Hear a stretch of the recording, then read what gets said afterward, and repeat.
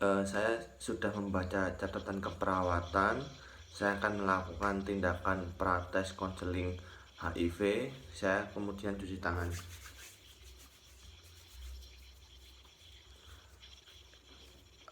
Bismillahirrahmanirrahim. Siap bertemu dengan pasien. Assalamualaikum, Mbak. Waalaikumsalam warahmatullahi wabarakatuh, Mas. Baik, perkenalkan nggih. Saya perawat Rudi. Ini dengan Mbak siapa? Saya Mbak Nurul. Baik, Mbak Nurun nggih. Alamatnya mana, Mbak? Alamatnya di Gamping, Mas. Baik, kalau boleh tahu alasan Mbak datang ke sini itu kenapa ya, Mbak? Ini, Mas. Saya seharian merasa ini, Mas. Semuanya tuh badanku panas, terus merasa lemas gitu, Mas, tubuh saya. Baik, panas dan lemes ya, Mbak ya. Eh, Kemudian nanti kita akan berbincang-bincang ya, Mbak ya, terkait dengan kondisi Mbak saat ini. Kemudian kira-kira waktunya 10 menit. Apakah ada yang mau ditanyakan, Mbak? Tidak ada, Mas. Baik, kalau tidak ada, apakah Mbak setuju saya melakukan ini? Iya, Mas, setuju. Baik, nanti Mbak bisa menyampaikan secara jujur apa yang disampaikan Mbak. Kemudian insya Allah ini akan saya jaga rahasianya ya, Mbak ya. Iya. Sebelum dimulai saya tutup pintu dan tirai untuk menjaga privasi Mbak. Kemudian bisa dimulai ya, Mbak ya. Iya, Mas, bisa, silahkan. Baik, Bismillahirrahmanirrahim. Eh, apakah Mbak Nurul ini sudah menikah? Belum, Mas, saya belum menikah. Kemudian apakah Mbak Nurul mempunyai pasangan? Tidak, Mas. Baik, mohon maaf sebelumnya. Apakah Mbak Nurul pernah melakukan hubungan seksual? Pernah, Mas. Pernah ya, Mbak? Berapa kali, Mbak? Iya, berapa kali ya? Tapi sering kok, Mas. Baik, kemudian apakah bergonta-ganti pasangan, Mbak, waktu berhubungan seksual itu?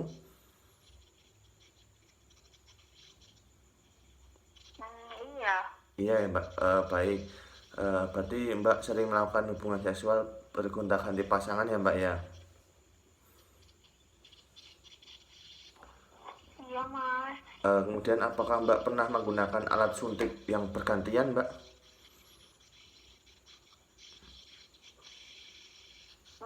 Alat suntik ya? Kayaknya nggak pernah sih, Mas. Baik, apakah Mbak pernah transfusi darah?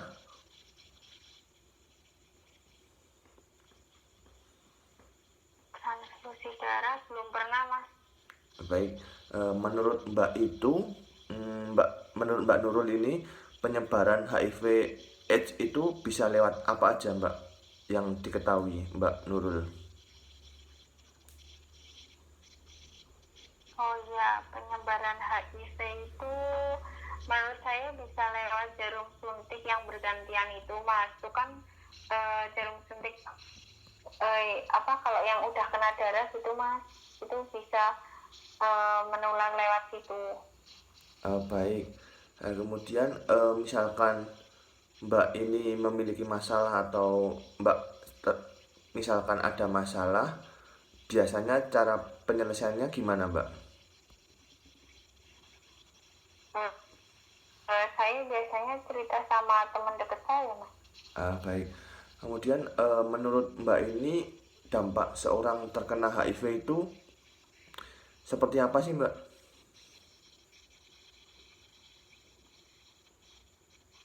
Dampak ya pastinya dikucilkan sama orang-orang sekitar ya, Mas. Terus dijauhi juga kan, penyakit HIV itu juga menular kan, Mas.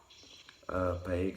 Kemudian saya sampaikan ya Mbak ya, bahwa benar penurunan HIV tadi, apa yang dikatakan Mbak Nur itu sudah benar ya Mbak ya, bahwa dengan jarum suntik yang bergantian, kemudian transfusi darah, kemudian berhubungan seksual pun dengan gonta-ganti pasangan juga bisa menyebabkan HIV Mbak. Seperti itu. Kemudian saat ini apakah Mbak Nurul mendengar mitos atau kabar yang kurang tepat terkait HIV di masyarakat? Oh, ini Mas, biasanya tuh orang-orang tuh ini Mas, percayanya kalau orang HIV itu bisa tertular lewat kalau kita salaman sama orang yang kena HIV kayak gitu Mas, katanya itu bisa tertular, terus bergantian alat makan gitu juga bisa menularkan HIV Mas, itu benar nggak sih Mas? Oh ya, baik ya Mbak ya. Terkait mitos tersebut, memang banyak mitos yang ada di masyarakat ya Mbak ya, bahwa kurang pas, bahwa taunya itu salaman dan bergantian alat makan bisa menyebabkan HIV. Padahal sebenarnya itu seperti yang sudah dijelaskan tadi ya Mbak ya, bahwa penyebaran HIV itu eh, bisa dengan jarum suntik bergantian, kemudian transfusi darah, kemudian berhubungan seksual seperti itu. Kemudian Mbak Nurul ini berapa bersaudara Mbak? Dua bersaudara Mas. Baik. Misalkan Mbak punya masalah nih, biasanya itu cerita ke orang tua atau saudaranya nggak Mbak?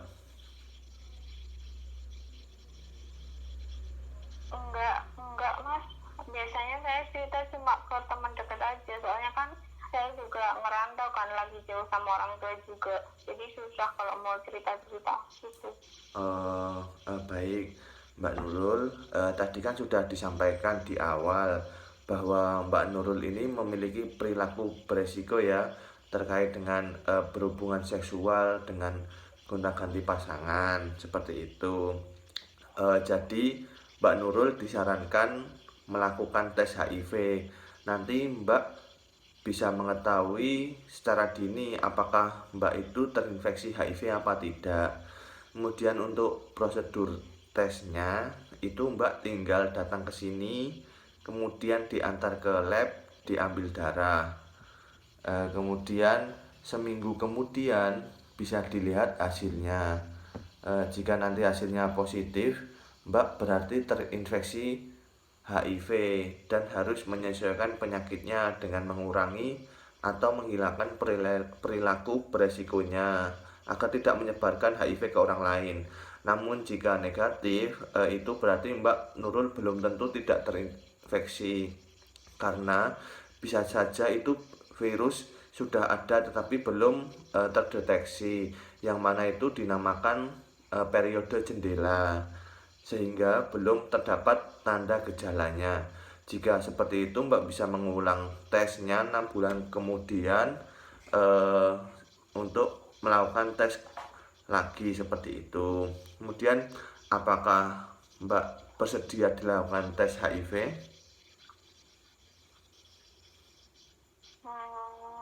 Gimana ya Mas? Ya, iya bersedia deh Mas. Baik, jika bersedia, ini ada kertas inform konsen ya Mbak ya. Ada kertas inform konsen.